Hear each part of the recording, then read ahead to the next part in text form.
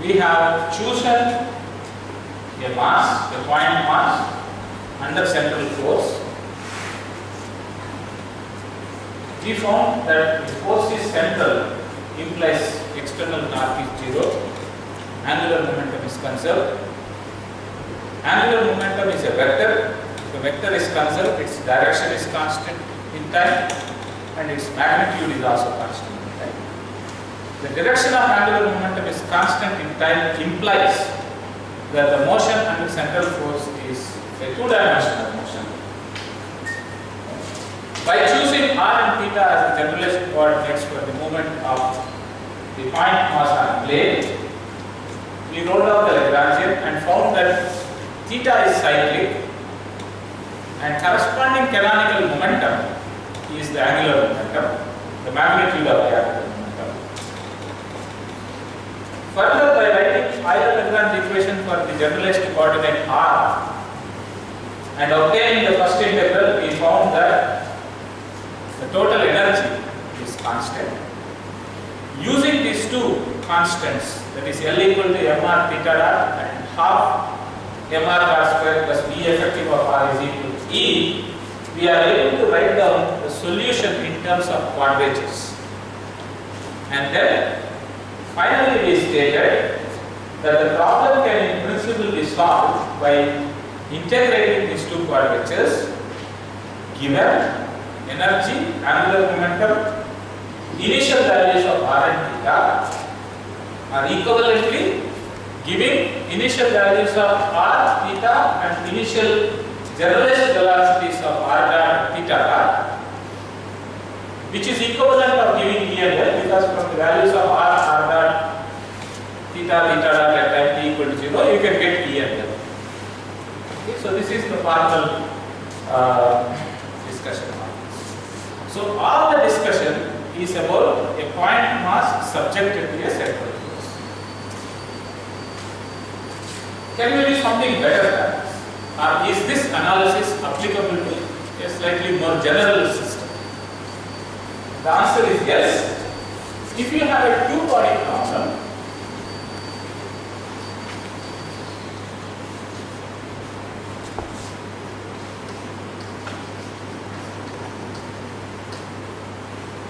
two-body problem where, let's say I have a mass m1 and a mass m2. This is with the position vector r1 and this is with the position vector r2. And this vector is r2 minus r1. This is called the relativity. Suppose if I have a two-body problem like this, then if the force between these two objects is the interaction force directed along the same line joining these two. Okay, so interaction force, there is force between M1 and M2 is along R2 minus R1.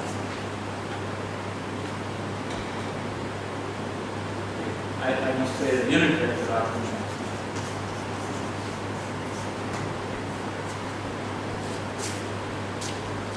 In that case, we can use all the analysis that we have developed in this, for this problem also.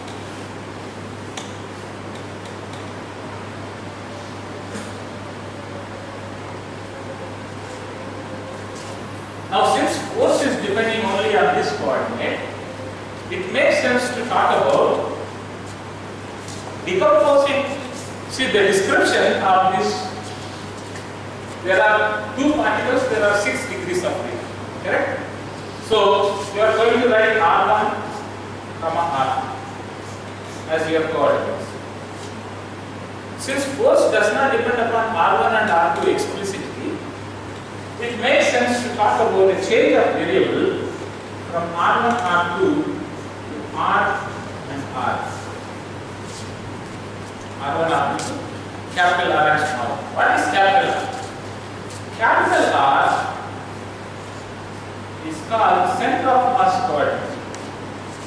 We define this as M1 R1 plus M2 R2 divided by M1 plus M2. So this is center of mass coordinate. So if these two are particles, the center of mass will be somewhere situated here. I will call this as R.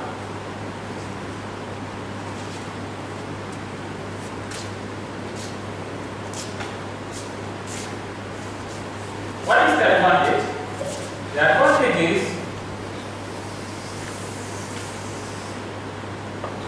your Lagrangian can now be written as half M. So this capital M is essentially M1 plus M2 into R square.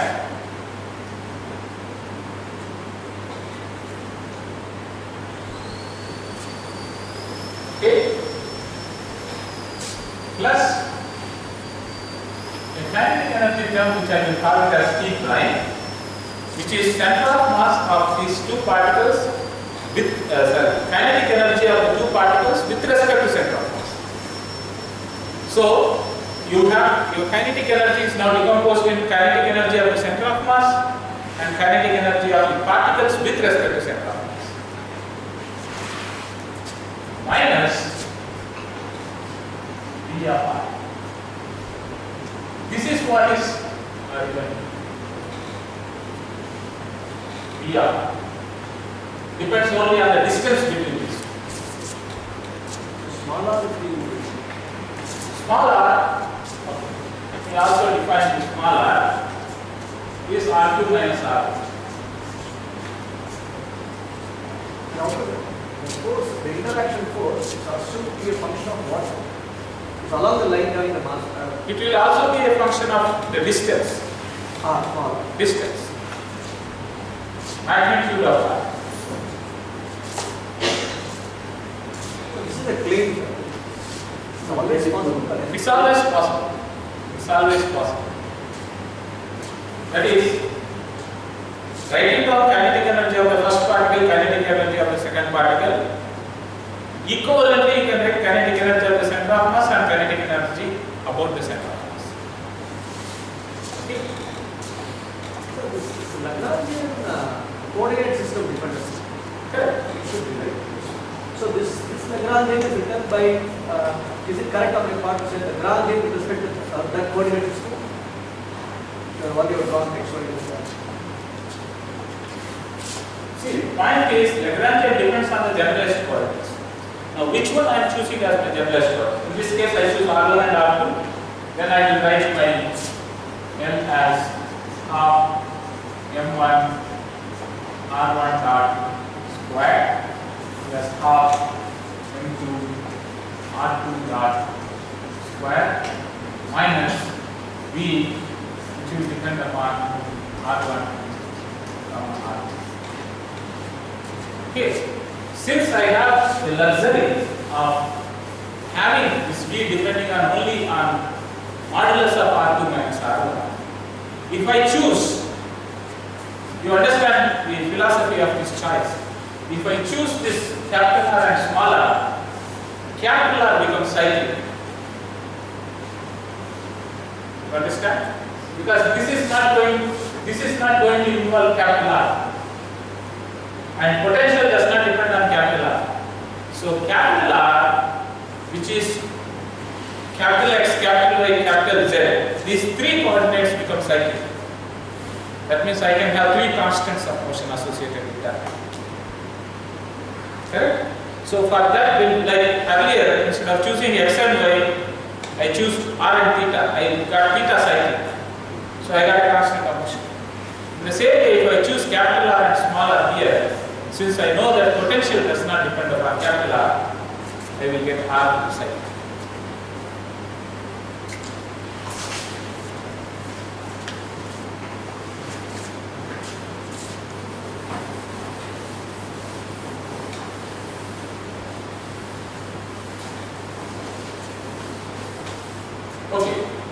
Now we have to understand what is T prime. So T prime, so let me, if this is the center of mass, this vector, I will define it as, first let me define this vector. I will define this vector as R1 prime to F1. And I will define this vector as R2 prime. Is it visible or is it too crowded? Can you read prime? Subscript? This, from here to here it is R1 prime, from here to here it is R2. So, in terms of R1 prime and R2 prime, we can write T prime as half M1 R1 prime dot square. Actually, this notation is a little bit clumsy, so I better write it as R dot R prime. This is the vector. Similarly, this one also R1 dot prime R1 prime plus half M2 R2 prime dot R2 prime dot. Is this clear? Is this step clear? Now I am taking this as my origin. If I take this as my origin, the coordinate for M2 is R2 prime, coordinate for this is R1 prime. So my kinetic energy with respect to center of mass is half M1 R1 dot R1 prime dot square half M2 R2 prime dot square. Now from this picture, it is possible to get the following relations. Now you see, this is R, this is R2 prime. So R plus R2 prime is R2, correct? Vector addition, R plus R2 prime is R2, correct? Similarly, R plus R1 prime is R1, correct? So notice that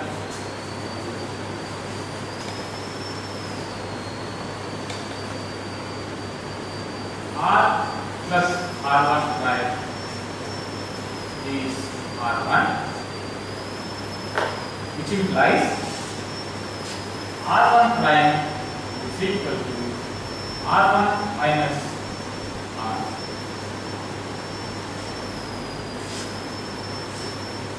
Similarly, R plus R2 prime is equal to R2, which implies R2 prime is equal to R2 minus R. But we already know what is R here. M1 R1 plus M2 R2 by M1 plus M. Correct? So as a result, we have R1 prime is equal to R1 minus M1 R1 plus M2 R2 by M1 plus M2. So when I take it here, this R1 term will cancel and I have M2 R1 minus M2 R2. Correct? So this is equal to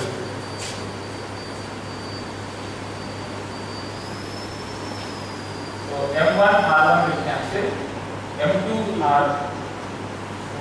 So I have M2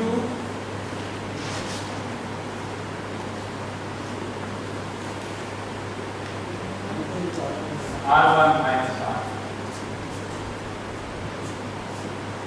divided by M1.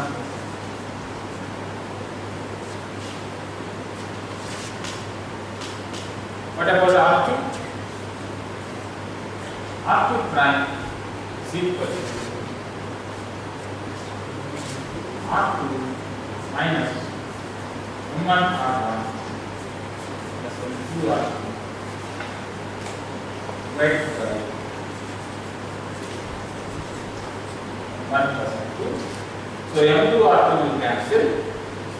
So you have M1 divided by M1 plus M2 R2 minus R.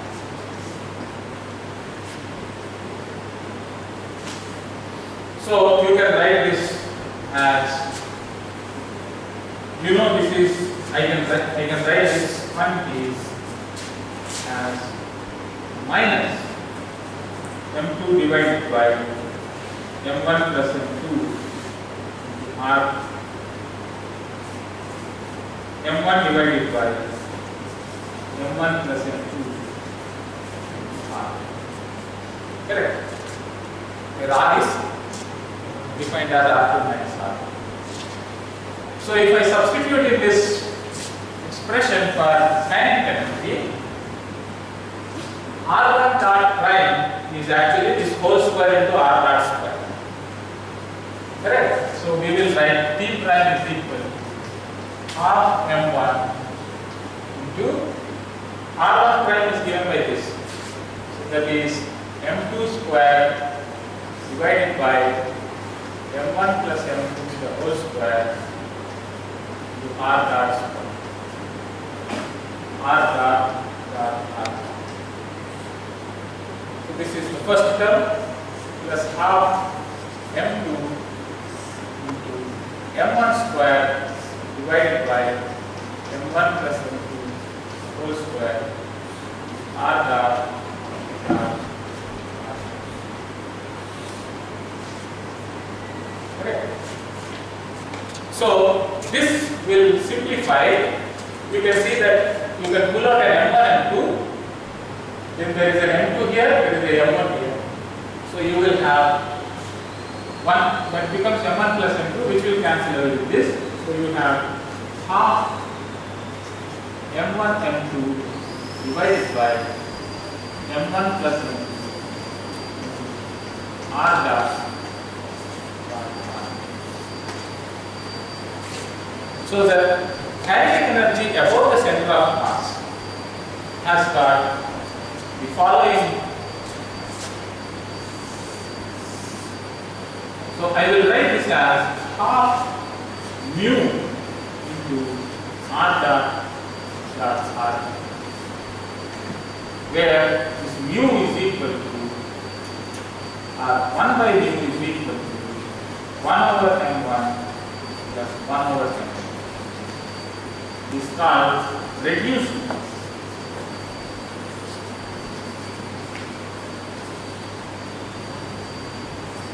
So it is like reduced mass times R dot square. So you can see that this problem now can be written as this Lagrangian. I can write it as half mu R dot R dot minus VR.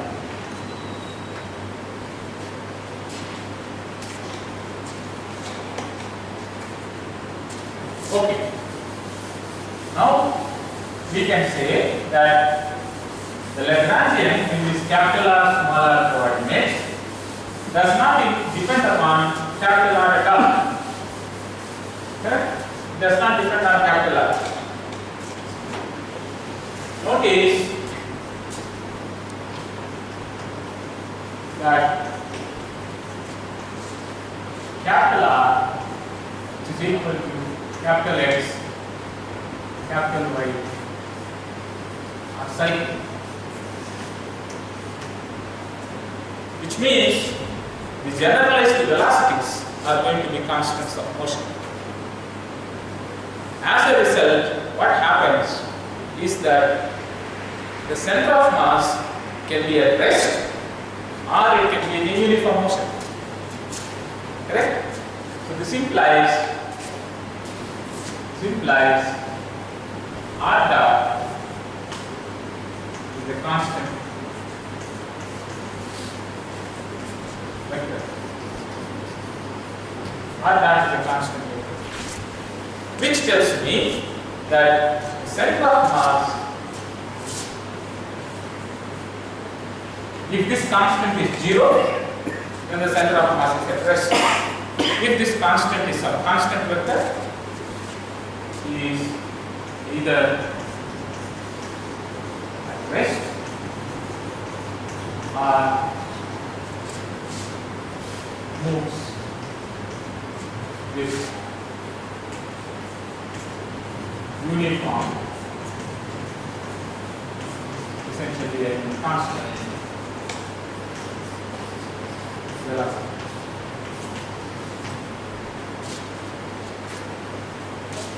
And I don't need to bother about it because it all depends on how much initial velocity I give. The velocity is going to be the same because the velocity is not going to change with time. So I can always choose to ignore this by saying I will always consider the center of mass to be at rest and evaluate everything in that frame in which I consider center of mass to be at rest. That is called center of mass frame. So most of the theory that we do is in the center of mass frame. Okay? But when we do an experiment in the laboratory, we cannot do it in the center of mass frame. So to have a communication between the theoretical expressions that we derive and experimental quantities that we obtain in the laboratory, we must know how to go back and forth from the center of mass frame and lab. So let us confine. Sir, I have a question. Yeah.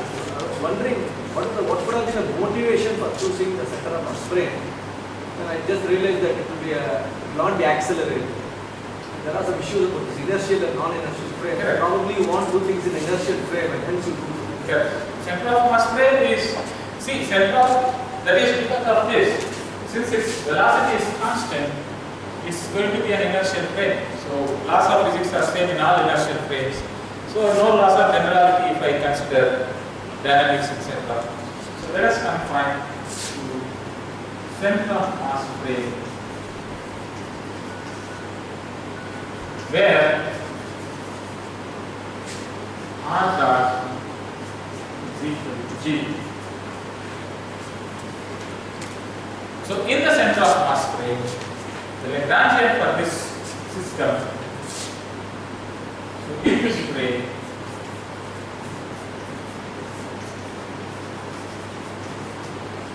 Lagrangian will depend on only R dot,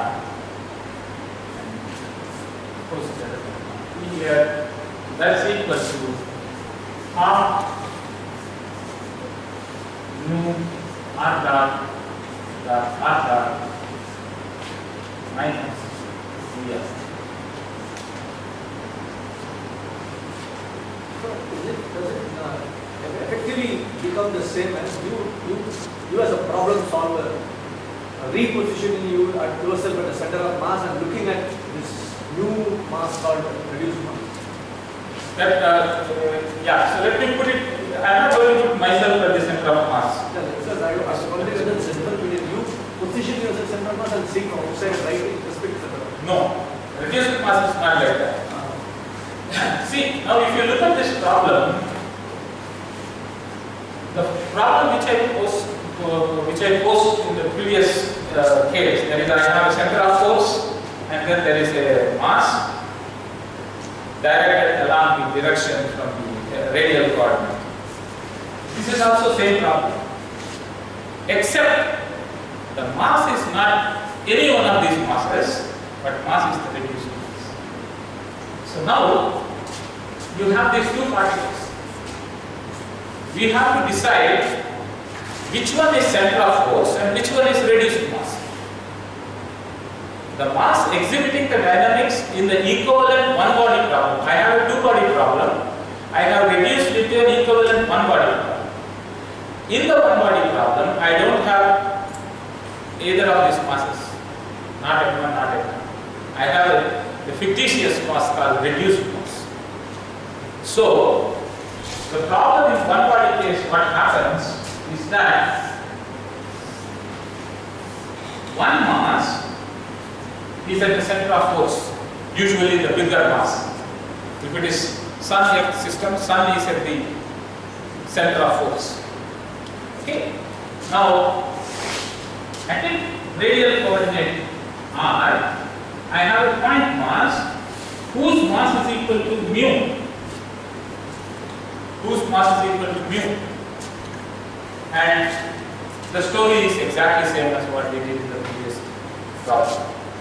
So a two-body problem can be reduced to a one-body problem where the center of force is the center of mass of the heavier mass and actual mass is the reduced mass. So we are not at the center of mass. We are at, for example, if you take electron and proton, proton is at the center of force. Electron is attracted towards them. Sun is at the center, Earth is attracted towards them. Earth is at the center, Moon is attracted towards them. So put heavier mass as center of mass as the center of force. And lighter mass, where lighter mass is there, the position is same, but the mass is not the lighter mass, but the reduced mass. So this is the formulation of a two-body problem to an equivalent one-body. So that was actually the initial question I asked you to start beginning. Because the heavier mass will not be a static mass. It should definitely accelerate because its mass is not infinite. So I was wondering that. No, we don't have to bother about whether it is accelerating, whether it is there or not. As far as these two masses are concerned, okay, and if the interaction between them is along the line joining these two, you forget about this mass. Now I remove Sun, I have only a point, origin. Now I remove the Earth also. I have a fictitious object which has the mass equal to 1 by mass of the Sun, 1 by mass of this is equal to 1 by mass of the Sun plus 1 by mass of the Earth. You get all the dynamics. You get R as a function of t, theta as a function of t. You plot the orbit, you get exactly the orbit that the Earth moves around the Sun. This is calculational simplicity, but it works because, see, what is physics here? Physics is essentially, if the force acting on between these two is along the line joining the force, then this problem can be decomposed as the problem of center of mass and motion around the center of mass. And motion around the center of mass is governed by kinetic energy like this. And if I fix the center of mass as my as a frame, the center of mass doesn't move, then it is exactly like a central force problem. What we have done. So from here, we get everything same as what we have done earlier, and we can, all that we have formally solved in the previous discussion can be used in this problem. We will stop here.